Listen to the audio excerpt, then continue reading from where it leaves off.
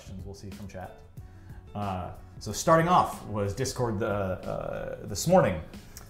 Sponge said, server perf is really rough right now with all of the no regs that are happening. Are you working on this, or should we all just live with this until more servers are added? I'm Guru. Thank you for the tier 1 subscription. We are working on this. This is going to be. We have some fixes that are coming out in 16, but we have a bunch of fixes. The other piece that's going into 16, which I guess probably wasn't in the patch notes, is a bunch of server metrics and tracking, so we can better figure out what's going on with the perf, so we can improve it. But that's definitely a major priority for us that we're going to attempt to work on, because I know that that's been a pain point for you guys. So that will be coming in 17, which will be the next release after this one. Literally, our CTO is at home, working on no that distractions. stuff right now. Nexty on Reddit. Are the visual effects of Blizzard going to be changed because they don't look really good right now compared to the other sorceries, in my opinion? Oh yeah, that was the one that I was going to take. Yes, so there's a handful of things that are still in the work. There's several of the effects in the game, especially spell effects, that still have a lot of work to go. Blizzard is one of those. Lightning Bolt, their Lightning Storm is another one. Some of the wind, like whirlwind stuff, is also in progress right now and will be updated. So there's definitely a bunch of those that we are still working on. If you ask our art director, he'll tell you that none of it is finished yet. Nothing's ever done. There's another pass he wants to do on all of it. This is all still, you know, when you're trying to define a new art style, it ends up taking time, and you go back and forth. And so we'll end up probably doing another pass and touching absolutely everything. That's Pillow. Do you guys have a set roadmap for the future? That's a great question. I would say the roadmap is probably like 60% set, and then 40% is things we add, we adjust based on feedback. And the reason why I say that is we know that there are some things we want to add to the game. For example, more character customization, or more customization in general, or what we did with this release, which is leaderboards. And there's going to be like a lot more updates we want to do for leaderboards. But then there's also some percentage of every update and every single piece of a roadmap that we actually end up adjusting based off of feedback from you guys, or what we're seeing in the game, or in general how we go. So I would say the roadmap's roughly in place. We know for the most part like the key features we want to add. You know, I think Jesse hinted last time we have like this idea of class mastery as a sort of progression base. So we know we want to do that, but the final form it will take and how that stuff goes is oftentimes open to the feedback we get from all of you. I'm really enjoying just putting Seth on the spot repeatedly here. It's fair. Pandora K. My husband and I just started playing and love Spellbreak. However, I sometimes have problems with a bit of color blindness, and the main female models are currently very hard to tell apart. So sometimes I mistake enemies for friends and vice versa on the battlefield before seeing their username. Is there going to be features that help with this? Yeah, that's very true. Little known Seth fact, I'm actually red-green colorblind. That's what picked this question. So I definitely care a lot about that, but it's a thing for me that is really important, and I agree with you. There's some stuff that is I've sort of been kind of biding my time until we can really get in and do the and do some like color blindness work and a bunch of more accessibility stuff, which is definitely on our roadmap. We just haven't got to it yet, so we will be making improvements to that, and we will be doing a lot more skins for people to have. I feel like we're missing a bunch of subs. So Zodiac Wars subbed. I don't get the sub notifications on my computer. Oh, I got Purple Kiwi. Before. I got Purple Kiwi before. Lucent Savage. My question is about the training mode. At some point, will you guys allow us to upgrade our class in the training mode so players can better understand how different classes work together? Surprise! As of the patch incoming real soon now, the training mode will support 99% of the scrolls and classes. You can respec them, you can level them up, you can do all the stuff you do in game and see how they work. There might be one or two that are still bugged. We had some late bugs on those, but generally almost all of them should work. For folks asking about the patch notes themselves, they're on Reddit right now, so do you want to just drop the link in the chat? We, in general, the way we've been going about this is oh, I saw Viatrox also dropped it in there. What we've been trying to do is actually basically put them up a day ahead of time. So this release is scheduled to go out tomorrow if everything goes well, which we hope it will. It looks pretty good going through the process right now. So that's encouraging. But in general, that's the thing we hope to do is get it out to you guys like a day ahead of time so we can talk about it. You guys can see some of this stuff, and then we can kind of go from there as we make the update. So we should turn down the sub noise a bit. Had a bunch of questions about servers and localities and West Coast, Southeast Asia, etc. Yeah, so we have done some tests on some of the.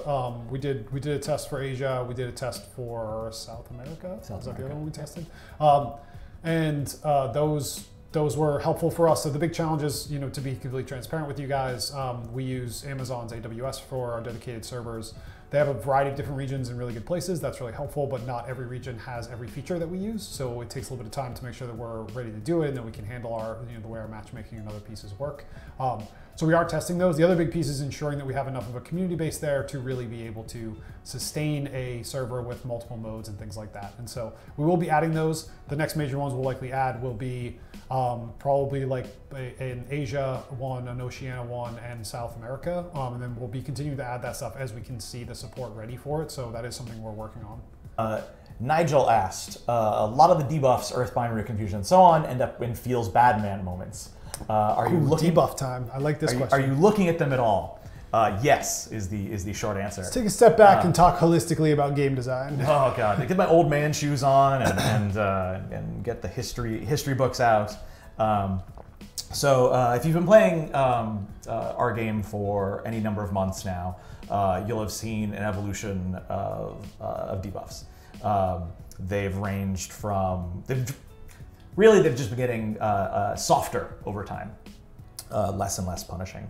And what we're sort of coming down to is a lot of the debuffs we've tried have not felt great in this style of game. So while in Dota or WoW or Smite, stun or snare or root or whatever, silences, etc., they're sort of part of the landscape. And people enjoy them, using them. They sort of enjoy counterplaying them. They let you know that you made a grave misstep if you get caught out by them or something. Spellbreak doesn't have a lot of that stuff. Spellbreak, you're very mobile. You're generally very strong. There's not a like a power curve in the sense of the other games, and so debuffs felt extraordinarily punishing and I don't want to say out of character, but effectively out of character for that style of game.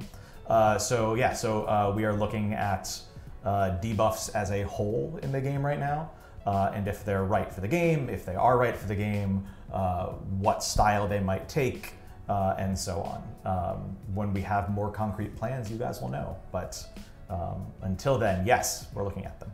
Yeah, I mean, I think the big question there is just it's debuffs are always different per game, right? And does it end up feeling rewarding, right? Do like as a player that got debuffed, do you feel like, okay, I understand why, and I get it. As a player that's adding a debuff, does it feel rewarding that you did it? Does it make it useful? And if that doesn't work, then it just like doesn't feel well in certain games, and so that's what we end up evaluating.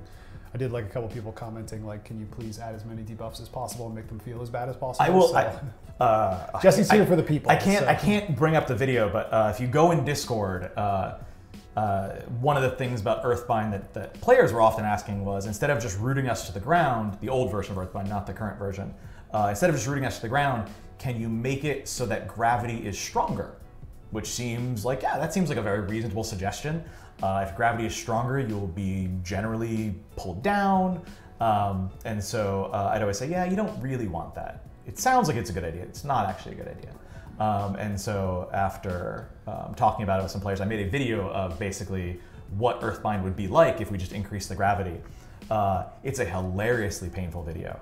You do not want to be earthbound in that world. Yeah, the video is circulating on Discord. If I could link it here, I would, but I'm not sure how I would with this computer setup. Yeah, I mean, I think that and that's, yeah, I mean, it's a process, right? Like we take a lot of your feedback into account of just like, does it feel fun? Does it add to the game, or does it always feel like shit? And to be quite frank, God, don't swear. Sorry. Adults stream.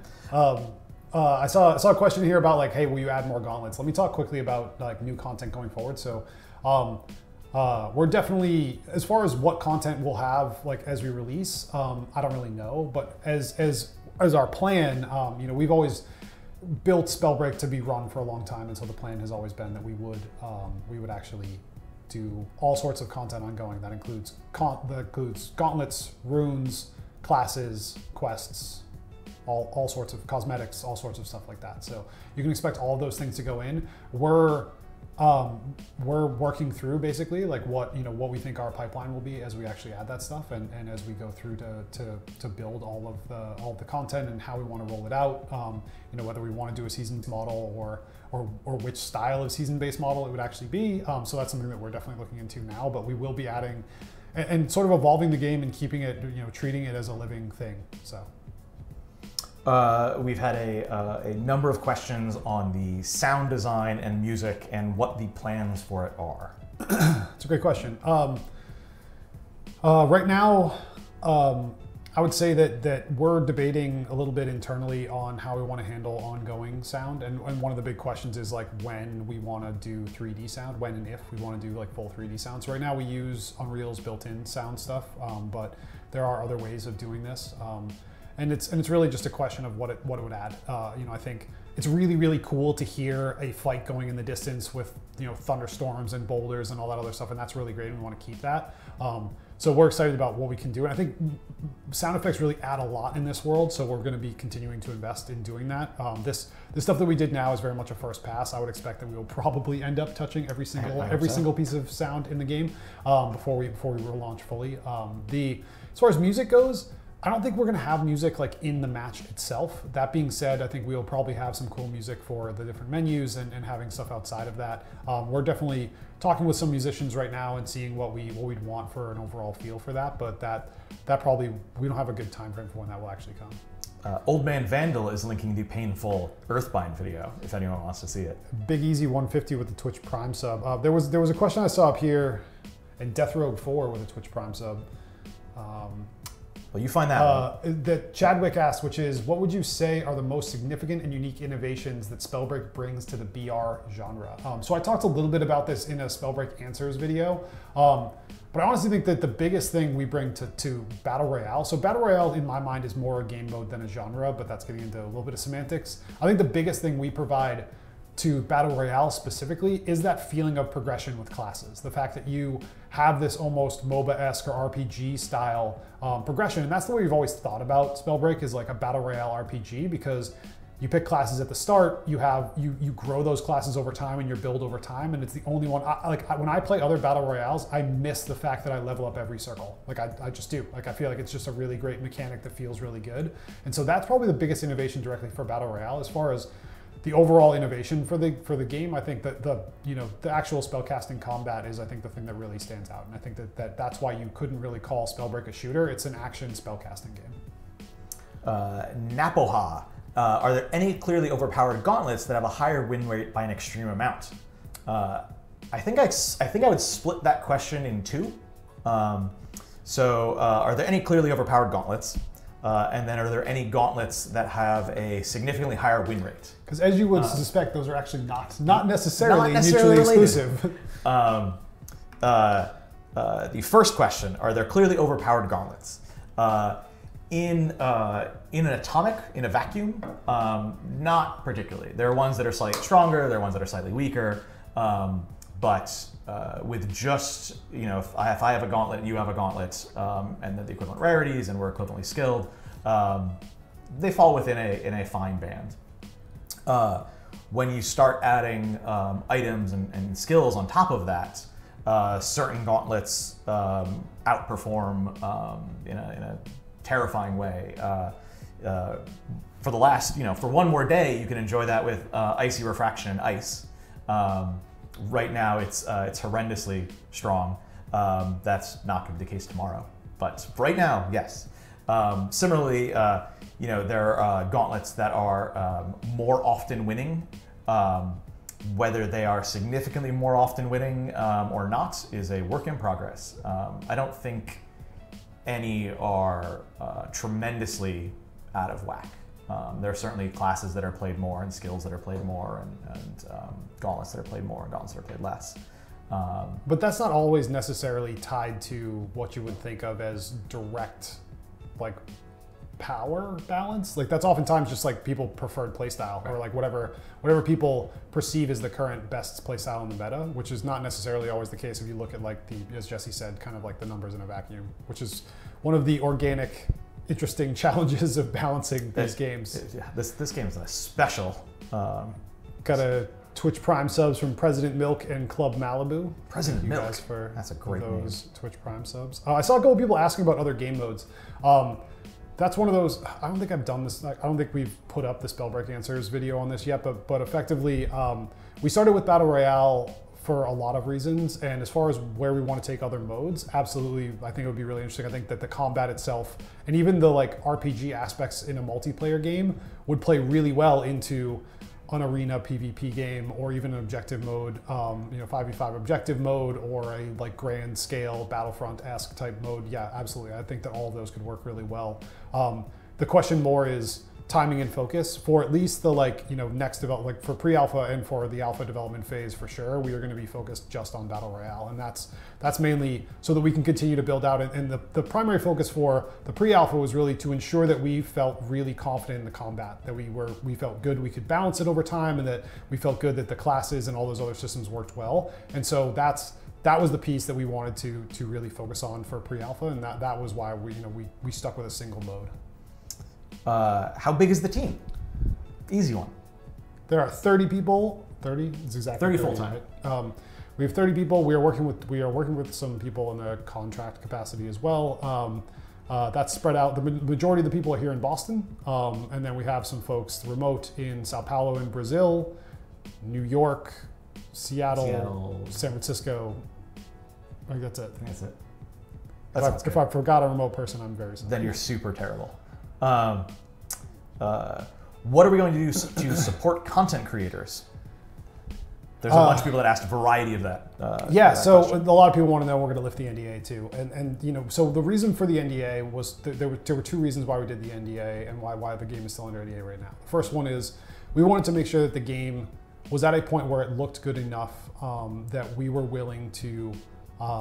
That if someone saw it as a first impression, they wouldn't think that they wouldn't get the wrong idea about the quality of the game, because it is early, but we try to make sure that it's very, very playable and things like that. But there is just by necessity there art that's not finished, as we talked about earlier with like the Blizzard effects, and so that was one piece. The second one is to ensure that there was enough real like gameplay and stuff for people to do to spend a long time playing the game. And I think getting something like Leaderboards in is a good step in that direction.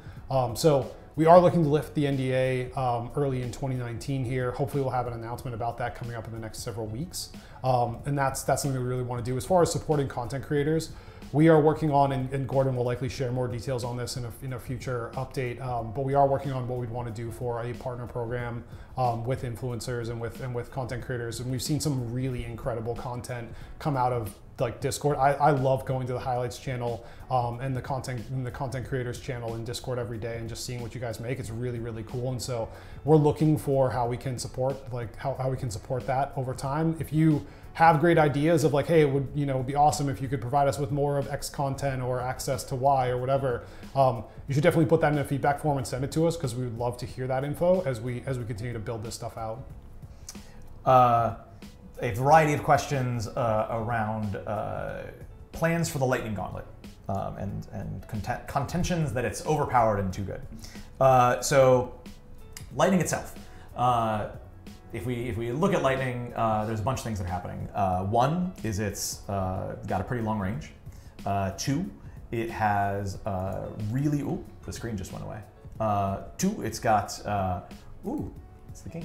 I was just going to change our backdrop. You can grab some lightning and shoot it. Two, the projectile itself is incredibly fast. That is basically the closest we come to hit scan. The damage isn't bad. And there's sort of enough debuffs and stuff in the game that are applied with on-hit effects that it's a really valuable way to apply said effects. It also damages / destroys incoming projectiles of maybe all of them right now. Close to all of them, if not. And if we look back at what I said earlier about debuffs, so okay, top level. There's no short-term plan to significantly change lightning itself. Now that has a bunch of caveats in it. Also, for anyone asking, it's not hit scan. It is a projectile. It is a projectile. It gets real fast, yeah. Especially with the crack shot skills, but it still is hit scan. Or it still is a projectile, sorry. It's still not. Now it's going to get pulled out of context. Now it's going to be in a clip. Trust me, it's not hit scan. That's not the way it works. It's really not. So you look at the things I mentioned. Its range is really far. Okay. Is very fast. But the last 2 points I mentioned about on-hit effects and interaction with other projectiles are just ripe for the pickings. If you go back to the debuff comments and we're reevaluating debuffs, then this will necessarily affect lightning more than other ones. We actually just found bugs, last week with the projectile collisions. Yes. Yep. So right now there are a number of unintended interactions happening between projectiles and sorceries, and we're basically doing a full pass on all of those next week, 2 weeks from now, soon. It'll be in the next update. It'll probably be in the next update. In which case, yeah, the lightning will not be shooting down boulders and other right. Such interactions. So yeah, it's on the radar. It is its side effects are likely to be hit first than its primary. So this is a good question from the pools. After playing a few matches, I felt like the biggest hurdle to get into it has been screen clutter. It feels really hard to follow where people are and what's going on when all the spells are going off. Any plans to clean it up a bit, or is this something I have to adapt to as a player? I would say that it's probably a mix of both.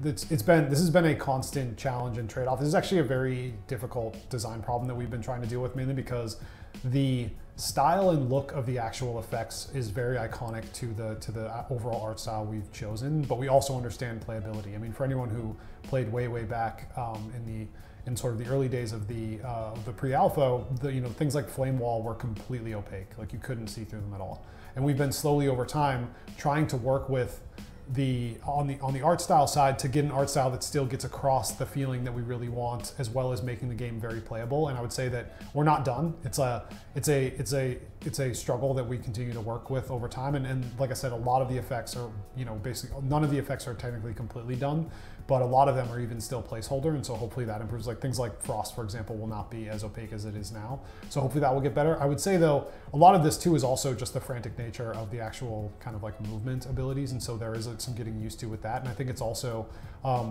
especially depending on how you,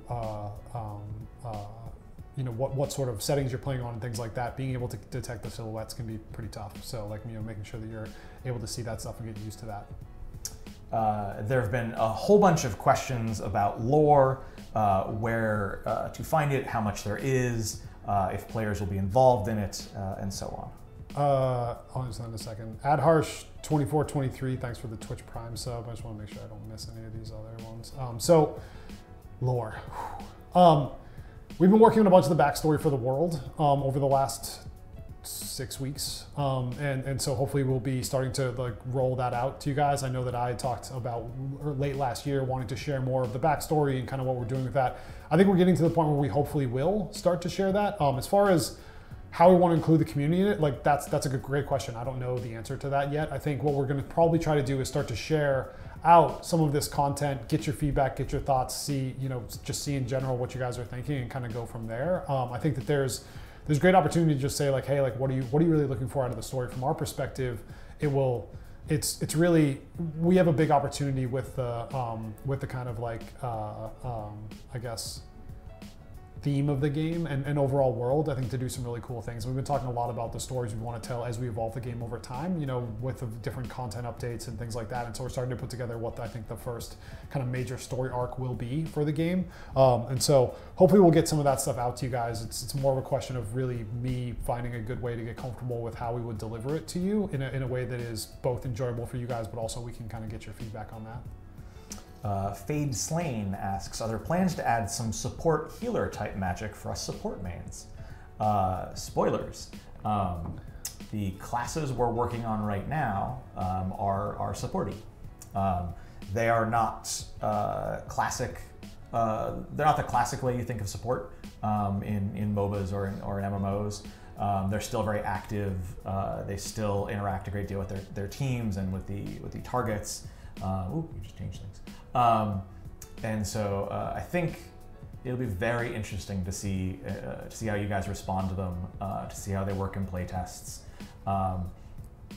because they're not what you consider a classical support, but they're still kind of cool. Oh hey, Evil Toaster's here. What's up, man? Hi, Evil Toaster. So Ludicrous Yoshi, it's a great name. Well done. Asked, are there plans to add any additional graphics settings? Even on low settings, it seems hard to get above 100 FPS. True. That's a mix of, I think, both graphics settings and a lot of the performance work that we're going to be doing. Performance work, luckily you guys are all willing to be our guinea pigs here, but performance work is kind of a constant battle over the course of development. Typically what ends up happening is we go 2 or 3 updates where performance gets steadily worse as we add new things to the game, and then we do a update where we fix all that stuff. And that's just kind of the natural ebb and flow of it as we're in development. Now, when we go live, hopefully that won't be the case. We will be focused much more on continuing to keep our current level of performance or improving it every single release. But kind of the necessity of where we're at right now with the kind of experimentation we're looking to do, and as we just kind of continue to shove new features and new content into the game, perf is going to go down over time. I bet you in the next couple of updates we'll do a big perf pass and try to get a lot of that low-hanging fruit and improve that stuff across the board. I like just using extra perf to put more features in the break perf. That's true. That's fair. Phoenix Scotty Gaming, thank you for the sub. Phoenix Sue, we're PoE now, boys. I only wish. It's the best game. Def Muffin Man TV, thanks for the sub. Oh, De Muffin Man, sorry. Def Muffin Man, that's not what we meant. Keenan Cobra, when are we getting squads? It's a great question. We were actually just talking about turning squads back on. So squads work. We've done some tests with squads. The reason why squads are not on right now is mainly because we've been trying to run some tests on that. A lot of the big questions are around general loot balance in squads for the map itself, things like friendly fire and how we want to deal with friendly fire over time. So those are all big questions. I think what we're going to be doing is probably turning squads back on again soon for a good amount of time, probably for a week or 2, and really getting your guys' feedback on that, maybe making the game squads only. Yeah, do it. Just because we need a lot of feedback on it before we're willing to really put it live. But I'm super excited for squads. I think it'll be a lot of fun. I think the mechanics in our game around classes will make squads really interesting compared to any other games with this sort of game mode, just because I think it's a great opportunity to really get more of a real role and to specialize more than you can in other games similar to this. And so I think that's a big opportunity. I really want to test it out, but we probably need to do another few tests and kind of tweaks to that gameplay before I think we feel confident just leaving it on all the time. But it will come back. We will message that to everyone when it does. I had a bunch of questions about making an API available for people to get info about items, skills, stats, ...